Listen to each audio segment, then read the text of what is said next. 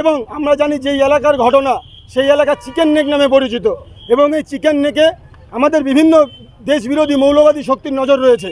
তাই এই ধরনের ঘটনার সঙ্গে যদি মৌলবাদী শক্তিদের সম্পর্ক থাকে তাহলে অবিলম্বে এই ধরনের ঘটনার তদন্ত এনআইএর হাতে যাওয়া উচিত। এই খড়িবাড়িতে সনাতনী আস্থায় আঘাত হানার ঘটনা ঘটছে।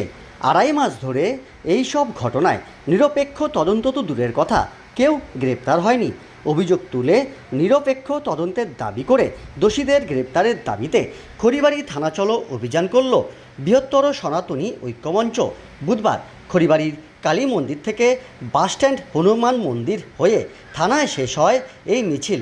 অভিযোগ, এই এলাকাটি চিকেন নেকের অংশ। এই এলাকায় মৌলবাদীদের শক্তির নজর রয়েছে। এই ঘটনায় মৌলবাদীদের হাত হলে অবিলম্বে এনআইএ তদন্তের দাবি করেন সংগঠনের সদস্যরা। এদিন খড়িবাড়ি থানার ওসির হাতে স্মারকলিপি প্রদান করে ব্যবস্থা নেওয়ার দাবি সংগঠনের আহ্বায়ক কাঞ্চন দেবনাথের। দেখুন, বিগত আড়াই মাস ধরে খড়িবাড়ি থানার বুকে, খড়িবাড়ি থানা অন্তর্গত এলাকায় একাধিক ঘটনা ঘটছে যা সরাসরি সনাতনী আস্থায় আঘাত হানে এবং একটা ঘটনারও পর্যন্ত আজ পর্যন্ত কোনো রকম নিরপেক্ষ তদন্তের মাধ্যমে সুরাহা হয়নি। তাই আমরা এলাকার সকল সনাতনীরা ঐক্যবদ্ধভাবে প্রত্যেকটি ঘটনা নিরপেক্ষ তদন্ত দাবি করেছি এবং আমরা জানি যে এলাকার ঘটনা সেই এলাকা চিকেন নেক নামে পরিচিত এবং এই চিকেন নেকে আমাদের বিভিন্ন দেশবিরোধী মৌলবাদী শক্তির নজর রয়েছে। তাই এই ধরনের ঘটনার সঙ্গে যদি মৌলবাদী শক্তিদের সম্পর্ক থাকে তাহলে অবিলম্বে এই ধরনের ঘটনার তদন্ত এনআইএর হাতে যাওয়া উচিত।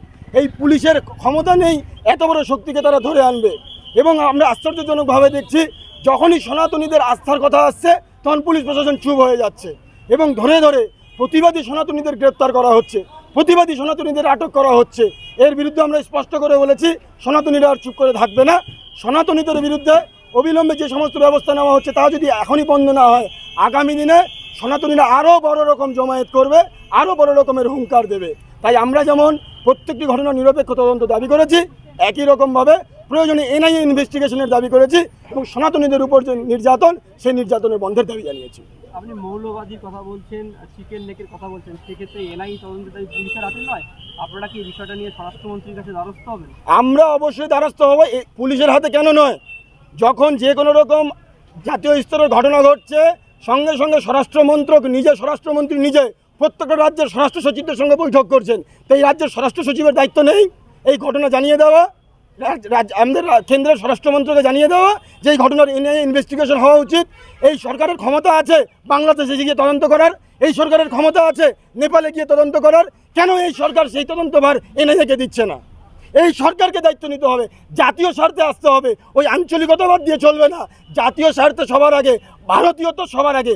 ভারতীয়ত্বকে বাঁচাতে হলে এই সরকারের অবিলম্বে উচিত, স্বরাষ্ট্রমন্ত্রকের অবিলম্বে উচিত, পশ্চিমবঙ্গ পুলিশের অবিলম্বে উচিত এনআইএ তদন্তের জন্য কেন্দ্রীয় স্বরাষ্ট্রমন্ত্রককে জানানো। আপনারা কি কোনো চিঠির ব্যবস্থা? অবশ্যই আমরা চিঠির ব্যবস্থা করব। আজকে এই থানাকে জানিয়ে গেলাম, এই থানা কী ব্যবস্থা নিচ্ছে আমরা দেখব 6-7 দিন। তারপরে আমরা যত উপর লেভেলে যাওয়া যায়, যত বড় মন্ত্রকে যাওয়া যায় আমরা যাব। কাঞ্চন দেবনাথ, আহ্বায়ক।